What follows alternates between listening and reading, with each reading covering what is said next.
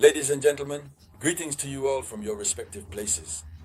Once again, you are welcome here on the Éveil d'être conscience platform. Now, here are the top international news headlines.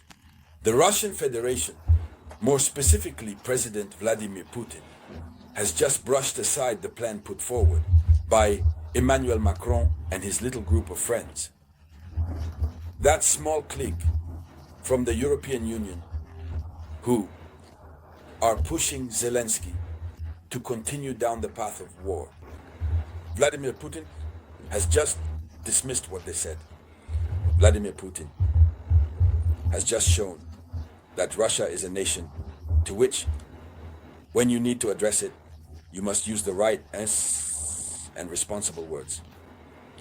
So, after Russia's response and reaction, Europe has just entered into another standoff with Vladimir Putin's Russia, to the point where one wonders, will this meeting on May 15th actually take place? Will it take place? Only if Zelensky stubbornly insists on the condition that was imposed on him by the Europeans. And so, as you may know, Vladimir Putin took the initiative to invite Ukraine to direct negotiations on May 15th in Turkey, in Istanbul. News that made the world rejoice. News that proved that Russia wants to put an end to this conflict. But while Russia has good intentions, that's when the European allies stepped in to say, it must happen, we are ready. But only on the condition that Putin establishes a 30-day ceasefire starting from today, May 12, 2025. Here is what they asked for.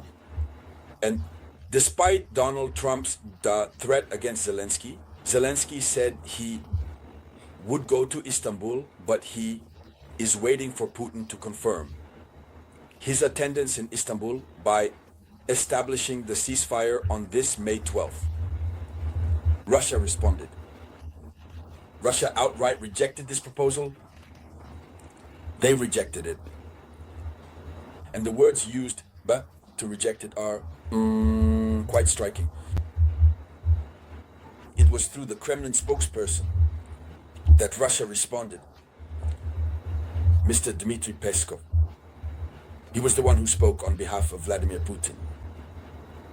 And after this response, the European Union is committing enormous sums for the purchase of weapons intended to allow Ukraine to continue the conflict. Ladies and gentlemen, let's dive deep once again. But I ask you to share the video conference as much as possible. Share it, however you can. According to official information, Russia is rejecting any 30-day ceasefire, following the ultimatum imposed by Ukraine and Europe on Moscow. It's an ultimatum they've given. But who are they to impose their law on Russia? You remember that we said in one of our previous morning video conferences, that Europe wants to show that it is the one responsible for bringing about peace. So, Europe would need to force something on Vladimir Putin. Their whole struggle is to avoid people saying, no, it was Vladimir Putin who invited Ukraine to the negotiating table. They want, by any means, for that honor to go to them. And Russia says that you don't speak to Russia like that. You don't use that kind of tone with Russia. No state in the world can order Russia around. It is Russia who invited them, and they can only follow Russia's directives.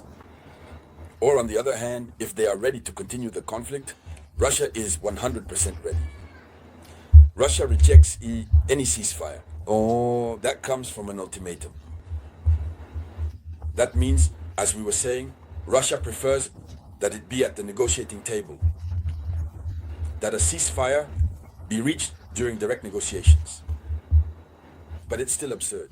You're invited to negotiations to find a ceasefire and a lasting peace agreement, which is what they've always asked for. and yet you say you can't leave unless a ceasefire is established. In other words, as we get closer to peace, the Europeans make sure that Ukraine moves further away from it. Let's go.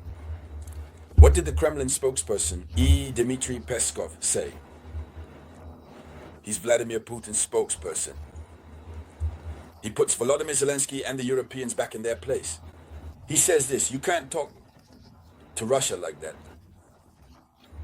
That kind of language is not acceptable to us. Period. That's all he said. You can't talk to Russia like that. That kind of language is not acceptable to us. In other words, this kind of statement should not be directed at Russia. When you need to speak to Russia, you have to choose your words. That's it. But you don't impose your diktat on Russia. So he rejects the ceasefire. Meanwhile, American President Donald Trump declared that he will travel to Istanbul by plane.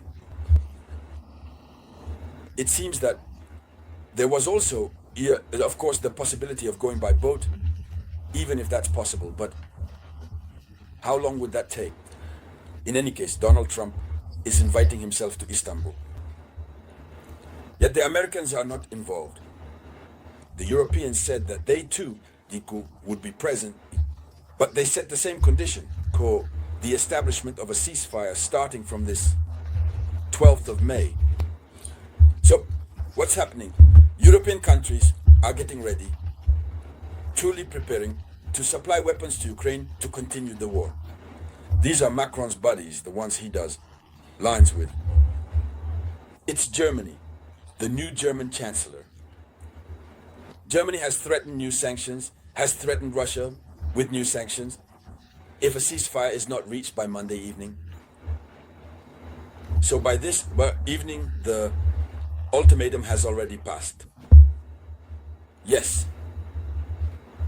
Whereas this whole May 15th matter, it was Russia itself that decided on it.